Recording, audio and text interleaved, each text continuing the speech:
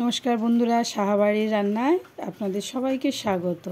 যে চিকেন রান্না করব, চিকেনটা ম্যারিনেট করে নেব, তাই জন্য সর্ষের তেল দিলাম। পুরো সর্ষের তেলেই রান্নাটা করব চিকেন।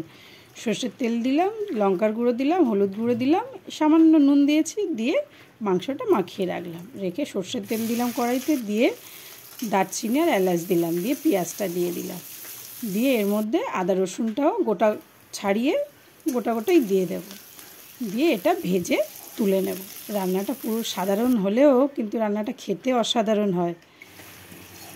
তার মধ্যে ওটা তুলে নিলাম, নিয়ে আলুটা দিয়ে ভেজে নিলাম, নিয়ে ওই তেলেই সম্বাদ দিলাম, তেজপাতা, শুকনো লঙ্কা সম্বাদ দিয়ে ওর মধ্যে আরও অল্প একটু পেঁয়াজ দিলাম। পেঁয়াজ লাল লাল করে ভাজা হয়ে গেলে ওর মধ্যে টমেটো দিলাম আর ভেজে রাখা ওই আদা রসুন আর পেঁয়াজটা পেস্ট করে নিয়েছি সেইটাও দিয়ে দিলাম, দিয়ে ভালো করে কষিয়ে নেব। নিয়ে ওর মধ্যে নুন, হলুদ আর লঙ্কা দিয়ে দেব, দিয়ে ভালো করে কষিয়ে নেব। একটু সামান্য চিনি দেব, দিয়ে ভালো করে কষিয়ে নিলাম। কষিয়ে এই মাংসটা দিয়ে দিলাম।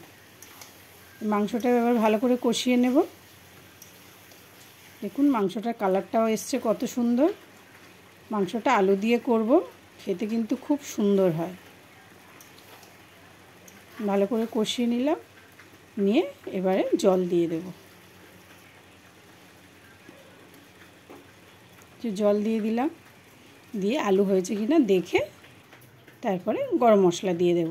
এর মধ্যে যে গরম মশলা হয়ে গেছে, মাংসটা গরম মশলা দিয়ে দিলাম, দিয়ে নামিয়ে ফেলবো।